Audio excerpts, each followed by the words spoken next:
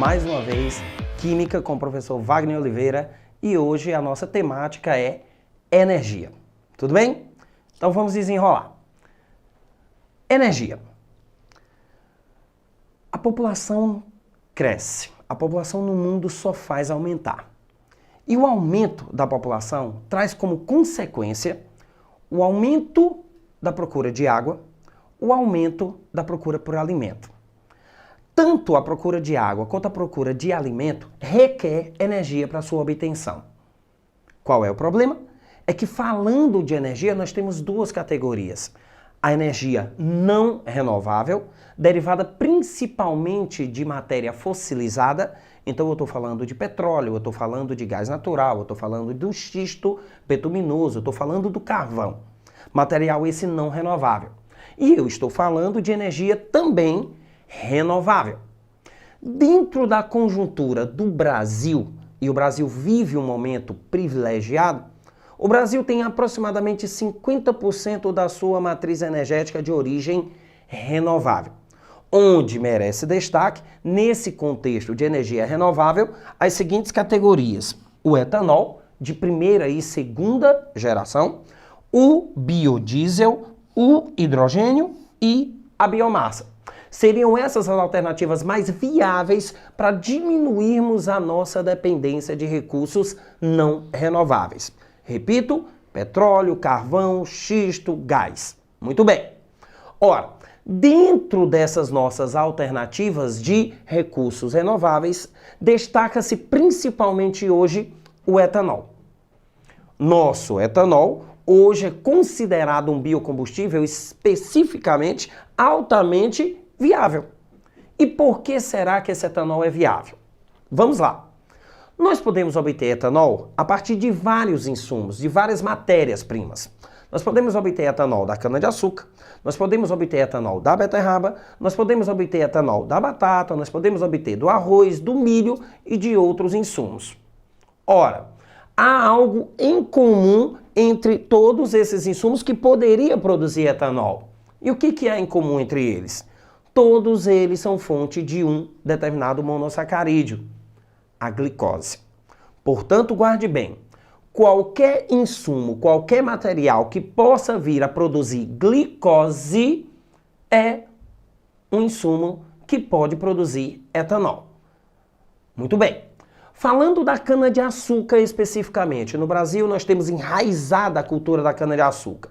Vamos falar da cana-de-açúcar. No caso da cana-de-açúcar, o etanol vai ser obtido de que maneira? Eu tenho um disacarídeo esse que se chama sacarose.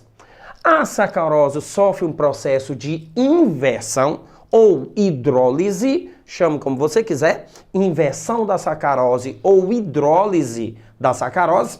E essa hidrólise da sacarose vai produzir dois monossacarídeos.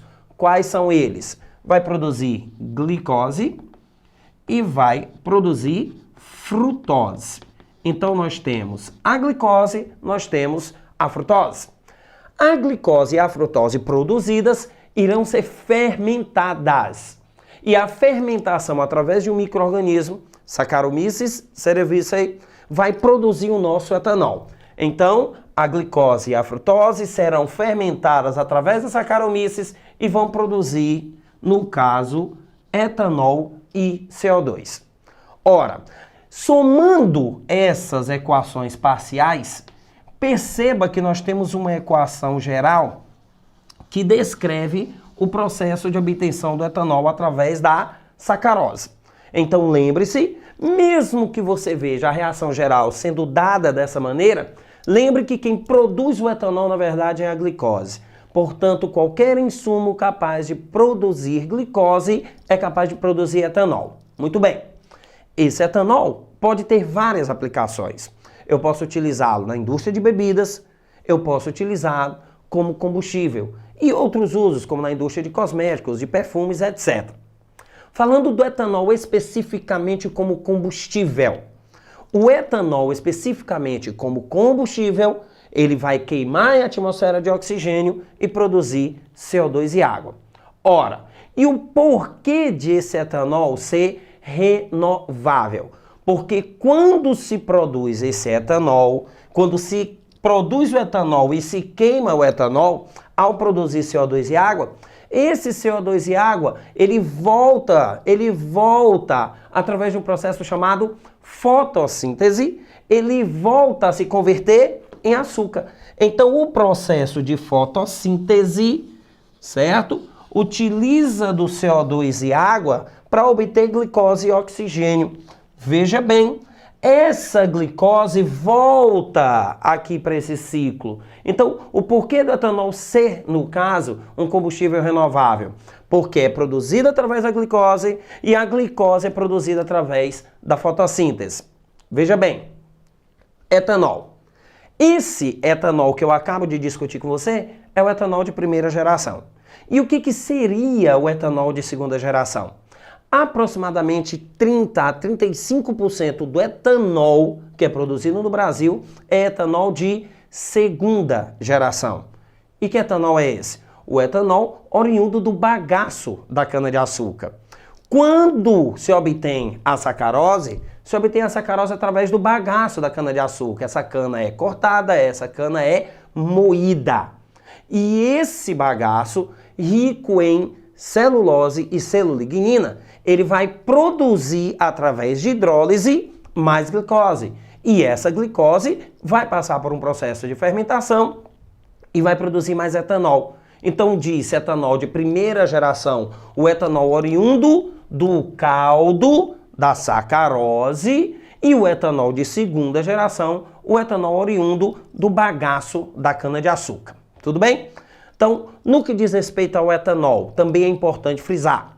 O etanol pode ser obtido a partir de outras culturas, como por exemplo o milho. Entretanto, é importante que você entenda que o etanol oriundo da cana-de-açúcar, ele é economicamente mais viável do que o etanol obtido a partir do milho, por exemplo, nos Estados Unidos, por uma questão simples. O manuseio, o número de etapas e, portanto, a energia gasta. No caso do etanol da cana-de-açúcar, nós temos uma razão energética de 9:1. O que é essa razão de 9:1? 9 calorias obtidas para cada uma caloria gasta. Portanto, nós temos um saldo de 8 calorias ou quilocalorias. Enquanto o etanol oriundo do milho, ele tem uma razão energética de 3:1. 3 calorias, quilocalorias, tanto faz, liberadas para cada caloria absorvida. Perceba que o saldo aqui é de 2 e o saldo aqui é de 8, portanto o etanol oriundo da cana-de-açúcar ele é 4 vezes mais energético. E o porquê? Por conta das etapas. Observa bem o etanol oriundo da cana-de-açúcar. Você corta a cana-de-açúcar e você põe imediatamente para moer.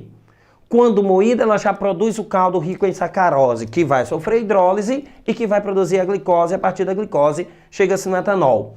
No caso do milho, temos que coletar o milho, tem a colheita. Você vai ter um trabalho maior para descascar esse milho, para triturar esse milho, para hidrolisar o milho e aí sim, através da hidrólise do amido de milho, produzir a glicose.